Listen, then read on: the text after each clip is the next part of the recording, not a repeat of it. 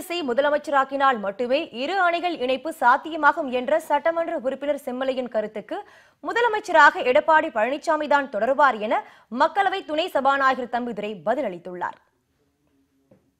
நான் தெளிவாக சொல்லுகிறேன், ஆட்சியையும் கட்சியையும் வழிநடத்தக்கூடிய ஒரு நிலைப்பாடு மரியாதைக்குரிய ஓபிஎஸ் அவர்கள் தலைமையிலே ஆட்சி தலைமையும் கட்சியினுடைய தலைமையும் அவர்கள் வழிகாட்டுதலின் பேரில் நடைபெறுகிற ஒரு சூழ்நிலை ஏற்பட்டால், அதற்கு ஒத்துக்கொண்டால், அதற்கு அனைவரும் சம்மதித்தால் நிச்சயமாக இந்த இணைப்பு சாத்தியமாகும்.